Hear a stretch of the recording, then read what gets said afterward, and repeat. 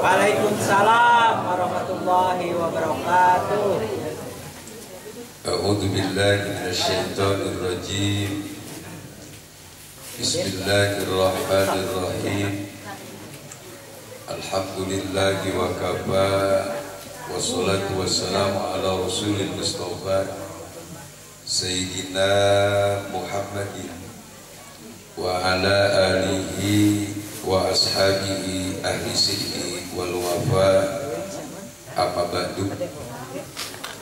Hadratul mukarramin, para alim ulama, para ajengan, para kiai, wabil khusus al-mukarram guru kita yang telah memberikan tausiah, para asatid wal asatidah, tokoh masyarakat, aparat pemerintah, jajaran panitia penyelenggara peringatan Maulid Nabi besar Muhammad sallallahu alaihi wasallam, bapak-bapak, ibu-ibu, adik-adik sekalian yang saya hormati dan mudah-mudahan dimuliakan oleh Allah Subhanahu wa taala.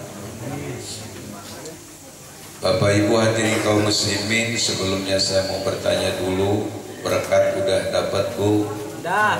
Besek udah ada?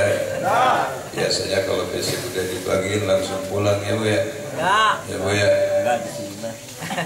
Bapak Ibu hadirin kaum muslimin rahimakumullah, kita ngajinya langsung saja Pak ya? Setuju? Setuju? Hadirin kaum muslimin rahimakumullah, Allah telah berfirman di dalam ayat suci Al-Quran. Kata Allah, Bismillahirrahmanirrahim, wa hadainahun najdain. Ulama tafsir mengatakan ay bayyanahu tariqail khairi wasal.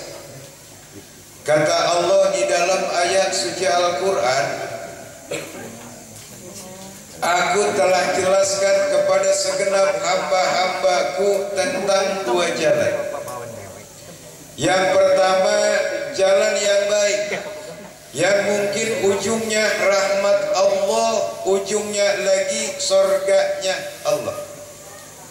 Yang kedua, jalan yang buruk, yang mungkin ujungnya laknat Allah, ujungnya lagi nerakanya Allah. Oleh karenanya, siapapun orangnya, apapun jabatannya, sebanyak apapun harta dan kekayaannya, ketika ditanya mau rahmat Allah, mau laknat Allah, mungkin jawabannya sama, ingin rahmat. Yang rajin sholat ingin rahmat Allah, betul? Yang jarang sholat juga ingin rahmat. Yang rajin hadir di pengajian ingin rahmat Allah. Bahkan orang yang belum pernah memijakan kedua telapak kakinya di majlis taklim pun ketika ditanya jawabnya sama, ingin rahmat. Termasuk ibu-ibu yang baik sama suaminya ingin rahmat Allah, ya Bu? Ya Bu? Yang sekali-kali suka melotot sama lakinya juga ingin rahmat. Ada ibu yang suka melotot sama lakinya, ada. Yang suka marah sama suami, ada. Yang suka ngomongin suami di belakang, ada. Yang suka ngebandingin suami sama suami orang, ada.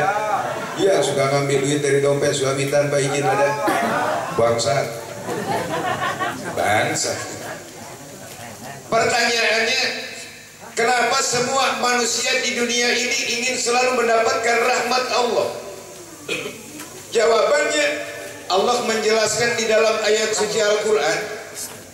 Kata Allah, "Falaula fadlullahi 'alaikum wa rahmatuhu lakuntum minal khasirin."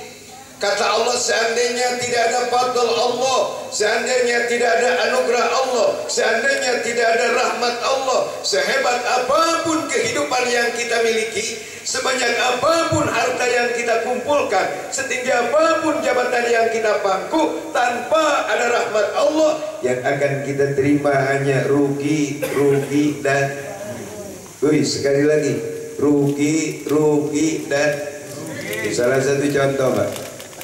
Kalau kita mau masuk ke dalam surganya Allah, mengandalkan amal kita. Kalau bukan karena rahmatnya Allah, rasa-rasanya jauh ya Pak. Benar. Apa sebabnya? Seberapa banyak sholat yang pernah kita lakukan? Mungkin kita tahu. Seberapa duit uang yang pernah kita sedekahkan? Mungkin kita juga tahu. Seberapa banyak dosa yang pernah kita lakukan? Mungkin kita juga tahu. Ini jujur, dosa kita kan banyak ya Pak. Benar. Bapak merasa banyak dosa? Ibu merasa banyak dosa, Bu? Woi, ibu merasa banyak dosa? Saya tanya, yang merasa banyak dosa mesti rajin cari dosa nggak? Woi, kalau orang udah banyak duit mesti rajin cari duit, itu udah aneh. Kenapa? Ukurannya harta surtumul makobir. Yang paling aneh, orang udah merasa banyak dosa, giliran nyari dosa tetap rajin. Ada yang gitu ada?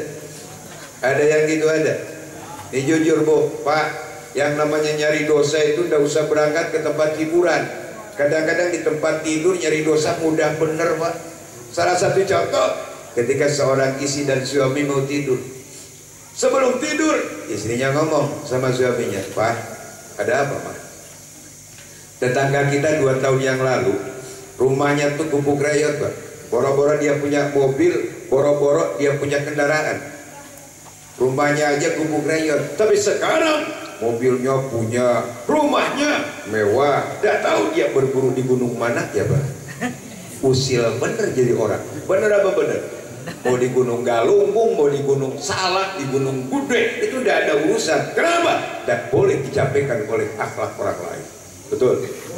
Betul. Saya baca dalam satu sejarah Pak, Nabi Adam itu kesalahannya cuma satu. Gara-gara makan buah huli dikeluarkan oleh Allah dari surga. Kita yang dosanya banyak kepengen masuk. Coba mikir Pak. Mikir. Nabi Adam kesalahannya cuma satu.